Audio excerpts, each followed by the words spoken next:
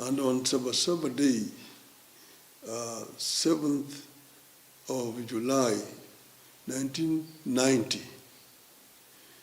the people moved towards Kamkunji. Julai 7, 1990, siku ambayo maelfu ya Wakenya walijitokeza barabarani wakidai jambo ambalo leo wengi ulichukulia kuwa la kawaida, uhuru wa kuchagua viongozi wao. Lakini je, unajua kwa nini siku hiyo iligeuka kuwa moja ya kurasa zenye maumivu makubwa katika historia ya Kenya? Ni nani walianzisha? Ni nani waliopoteza maisha? Kwa nini hadi leo kila ifikapo Julai 7 jina la Sabasaba hurudi kwenye midomo ya Wakenya? Na je, tofauti kati ya Sabasaba ya wakati huo na leo ni gani kuna nguvu zaidi? Leo kwenye Mr. Zack tunafungua ukurasa huu wa kihistoria kwa kina kabisa. Karibu sana kwenye chaneli hii inayokuletea uchambuzi wa kina wa siasa, historia, matukio makubwa yanayoigusa Kenya kwa mtazamo wa haki na unaojenga ukuelewa. Kama wewe ni mgeni hapa, karibu sana. Mimi ni Nyambunde Zack, na lengo letu sio kusimulia habari tu, bali kukupa historia, sababu na maana ya kila tukio ili uondoke ukiwa umejifunza jambo jipya. Leo tunaangalia historia ya Sabasaba, siku ambayo wengi huamini ilibadilisha mwelekeo wa demokrasia nchini Kenya. Ili kuelewa Sabasaba ni lazima turudi nyuma kidogo. Baada ya Kenya kupata uhuru mwaka wa 1963, nchi ilianza ikiwa na mfumo wa vyama vingi, lakini kadri miaka ilivyosonga, chama kilichokuwa madarakani ilizidi kuimarisha ushawishi wake. Baada ya kifo cha rais wa kwanza Jomo Kenyatta mwaka 1978, uongozi ulihamia kwa Daniel Arap Moi. Mwanzoni wananchi wengi walikuwa na matumaini makubwa, lakini baadaye hali ya kisiasa ilianza kubadilika.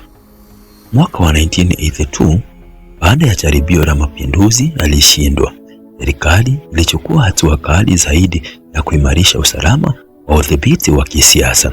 Mwaka huo katiba ilifanyiwa marekebisho yaliyofanya Kenya kuwa rasmi nchi ya chama kimoja. Hii ilimaanisha chama tawala pekee ndicho kilichoruhusiwa kushindana katika siasa za kitaifa. Kwa wananchi wengi, nafasi ya kukosoa serikali au kushiriki kisiasa kwa njia mbadala ilipungua sana. Wazo la Sabasaba lilianzaje? Kadiri miaka ilivyopita, viongozi kadhaa wa upinzani pamoja na wanaharakati walianza kusema kuwa mfumo wa chama kimoja ulikuwa umefika mwisho. Walidai kuwa wananchi walipaswa kuwa na haki ya kuchagua kati ya vyama tofauti, kutoa maoni yao kwa uhuru na kushiriki katika siasa bila hofu. Miongoni mwa waliokuwa mstari wa mbele walikuwa Kenneth Matiba, Charles Rubia, na wakipata uungwaji mkono kutokana na viongozi kama Jaramogi Oginga Odinga na wanaharakati wengine waliotaka mageuzi ya kisiasa.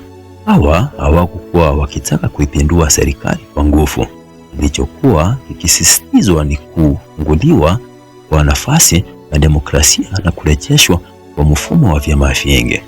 Ndipo wakatangaza kuwa tarehe 7 Julai 1990 ungefanyika mkutano mkubwa wa hadhara katika Kamkunji Grounds. Lengo lao lilikuwa moja tu: kutaka serikali iruhusu mfumo wa vyama vingi na kuongeza uhuru wa kisiasa. Kwa nini serikali ilipinga mkutano huo? Serikali ya wakati huo ilisema mkutano huo haukuwa umeidhinishwa na ilihofia ungeleta furugu na kuhatarisha usalama wa taifa. Kutokana na msimamo huo, viongozi waliokuwa wameitisha mkutano walikamatwa kabla ya tarehe yenyewe kufika. Lakini jambo ambalo wengi hawakulitarajia lilitokea. Badala ya watu kuogopa habari za kukamatwa kwa viongozi, zilichochea hasira kwa sehemu ya wananchi.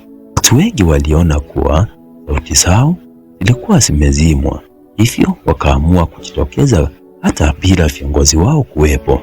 Na hapo ndipo historia iliingia kurasa mpya ambao Kenya haitawahi kusahau. Siku iliyokuwa ikisubiriwa hatimaye ilifika.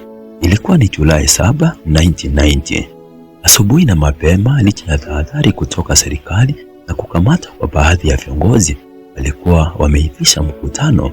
Mamia kisha maelfu ya wananchi walianza kuelekea maeneo mbalimbali ya Nairobi, hasa kuelekea Kamukunji Grounds ambao mkutano ulikuwa umepangwa kufanyika. Lakini waliofika walikuta maafisa wa usalama tayari wamezingira eneo hilo. Mkutano haukuruhusiwa kuendelea. Hapo ndipo hali ilianza kubadilika. Baadhi ya wananchi walikataa kugawanyika. Wengine walianza kuandamana katika barabara za jiji, huku wakipaza sauti wakitaka haki, uhuru wa kisiasa na mfumo wa vyama vingi. Hadi saa ziliposonga, mvutano uliongezeka. Maafisa wa usalama walitumia mabomu ya kutoa machozi na baadaye nguvu zaidi kutawanya umati katika maeneo mbalimbali ya Nairobi na pia sehemu za Kisumu. Mapambano kati ya waandamanaji na vikosi vya usalama yalizuka. Barabara zilifungwa, biashara zikasimama, hofu ikatawala. Kwa siku kadhaa zilizofuata, hali iliendelea kuwa ya wasiwasi katika baadhi ya maeneo ya nchi. Kwa mujibu wa mashirika ya haki za binadamu na utafiti mbalimbali za historia, watu kadhaa waliuliwa, mamia wakajeruhiwa na wengine wengi wakakamatwa. Idadi kamili ya waliofariki bado hutofautiana kati ya vyanzo mbalimbali, jambo linaloonyesha ugumu wa kupata takwimu kamili za kipindi hicho. Hata hivyo, jambo lisilopingika ni kwamba familia nyingi zilipoteza wapenda wao na wengine walipepa majeraha ya kudumu. Huo ndio uliokuwa gharama wa mapambano ya kudai mageuzi.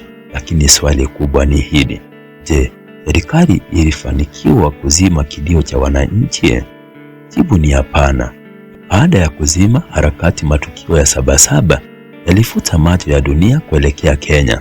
Mataifa ya nje, wanaharakati na mashirika ya kitaifa walianza kuongeza shinikizo, wakitaka nafasi kubwa ya demokrasia na kuheshimiwa kwa haki za binadamu.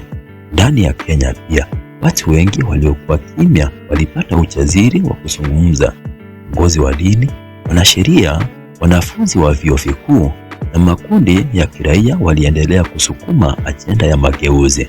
Hatimaye mwaka wa 1991, serikali ilikubali kuondoa kifungu cha katiba kilichofanya Kenya kuwa nchi ya chama kimoja. Mfumo wa vyama vingi ukarejea rasmi. Ingawa mabadiliko hayakutokea kwa siku moja, wengi huamini kuwa Sabasaba ilikuwa moja ya hatua muhimu zaidi zilizofungua njia ya demokrasia ya kisiasa nchini Kenya. Hata uchaguzi uliofuata ulionyesha kuwa siasa za Kenya zilikuwa zimeingia katika enzi mpya. Vyama vya upinzani vilianza kushiriki rasmi katika uchaguzi na wananchi wakapata chaguo pana zaidi kuliko ilivyokuwa hapo awali. Lakini pamoja na mafanikio hayo, Sabasaba iliacha somo moja kubwa: demokrasia mara nyingi huwa na gharama. Watu waliokamatwa, waliopoteza maisha yao, waliojeruhiwa na familia zao walipepa mzigo mkubwa ambao hadi leo bado unakumbukwa na wengi kama sehemu ya historia ya Kenya. Na kila Julai 7 inapofika, si kwamba Wakenya wote hukumbuka maandamano pekee. Wengine hukumbuka ujasiri wa wale walioamini kuwa sauti ya wananchi iliweza kubadili historia ya taifa. Baada ya matukio ya mwaka 1990 na kurejeshwa kwa mfumo wa vyama vingi mwaka wa 1991, wengi walidhani kuwa mapambano ya Sabasaba yalikuwa yamefika mwisho, lakini historia ilionyesha jambo tofauti. Kila mwaka ifikapo tarehe 7 Julai, Wakenya wengi hukumbuka Sabasaba kwa njia tofauti. Kwa baadhi yao ni siku ya kuwaenzi wale waliopoteza maisha wakidai uhuru na demokrasia. Wengine ni siku ya kukumbusha serikali yeyote iliyoko madarakani kwamba mamlaka yanapaswa kuwajibika kwa wananchi. Ndio maana hata leo mara nyingi makundi mbalimbali ya kijamii, wanaharakati na baadhi ya wanasiasa hutumia siku hiyo kuwasilisha malalamiko yao kuhusu hali ya uchumi, ufisadi, ukosefu wa ajira, gharama ya maisha au utawala. Lakini hapo ndipo mjadala mkubwa unaanza. Je, Sabasaba ya leo bado ni ile ya mwaka wa 1990? Jibu si rahisi. Mwaka wa 1990 lengo kuu lilikuwa moja: kudai mfumo wa vyama vingi na kupanua uhuru wa kisiasa. Leo Kenya tayari ina katiba ya mwaka 2010, uchaguzi wa vyama vingi na taasisi mbalimbali za demokrasia. Hata hivyo, baadhi ya Wakenya wanaamini bado kuna changamoto zinazohitaji kushughulikiwa kama vile gharama ya maisha, ukosefu wa ajira, fisadi, uwajibikaji wa viongozi na huduma bora kwa wananchi. Wengine kwa upande wao huoji ikiwa maandamano ndiyo njia bora ya kufikisha ujumbe, wakisema wakati mwingine huathiri biashara, usafiri na maisha ya watu wasiokuwa sehemu ya maandamano. Kwa hiyo hadi leo Sabasaba hubeba maana tofauti kulingana na mtazamo wa kila mwananchi. Je, kulikuwa na goons mwaka wa 1990? Neno goons limekuwa maarufu zaidi katika miaka ya karibuni, ikimaanisha makundi ya wauni wanaodaiwa kutumiwa kufuruga maandamano, kushambulia waandamanaji, kubora mali au kutekeleza ajenda za kisiasa. Kwa upande wa historia ya mwaka 1990, hakuna ushahidi unaoonyesha kwamba neno hilo lilikuwa linatumika kama linavyotumika leo. Hata hivyo, wanahistoria wanaandika kuwa katika vipindi tofauti vya siasa za Kenya kumekuwa na madai ya kuwepo kwa makundi ya vijana au wauni waliotumiwa kisiasa na pande mbalimbali. Madai hayo yamekuwa yakijitokeza katika nyakati tofauti za uchaguzi na maandamano, lakini mazingira, ushahidi na waliohusika tofautiana kutokana na tukio moja hadi jingine. Ni muhimu kutumia historia ya Sabasaba kuthibitisha moja kwa moja madai ya leo bila ushahidi. Kila tukio linapaswa kuchunguzwa kwa ushahidi wake wenyewe. Kwa hiyo, jambo la msingi ni kwamba historia inatufundisha umuhimu wa maandamano ya amani, kuheshimu sheria, kulinda maisha ya watu na kushirikisha haki inatendeka kwa wote. Unapata somo gani kutoka Sabasaba? Kuna msemo unaosema taifa lisipojifunza historia yake linaweza kurudia makosa yake. Sabasaba ni hadithi ya chama kimoja, kiongozi mmoja na kizazi kimoja. Ni hadithi ya Wakenya waliotaka sauti yao isikike. Ni hadithi ya watu walioamini kuwa hata mwananchi wa kawaida anaweza kushiriki katika kuamua mustakabali wa nchi yake. Na ni hadithi inayotukumbusha kwamba demokrasia haimaanishi tu kupiga kura kila baada ya miaka mitano. Inamaanisha pia kuheshimu katiba, kusikilizana, kuwajibika na kutatua tofauti kwa njia za amani na kisheria.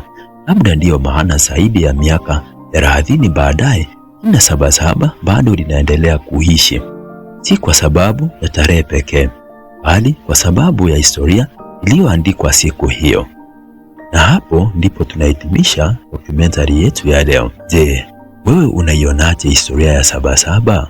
Unadhani imeendelea kubeba maana ya awali au imebadilika kadiri miaka ilivyosonga? Waandikie maoni yako kwenye sehemu ya maoni. Ningependa sana kusikia mtazamo wako. Kama umejifunza jambo jipya kupitia uchambuzi huu, usisahau kupigia like video hii, subscribe kwenye Mr. Zack na kuwasha kengele ya arifa ili usikose uchambuzi mwingine wa kina kuhusu historia, siasa na matukio muhimu yanayoigusa Kenya. Mimi ni Nyabude Zack. Asante sana kwa kutazama. Tukutane tena kwenye video ijayo. Mungu awabariki na tuendelee kujifunza historia ili tutenge Kenya iliyo bora zaidi. Asante.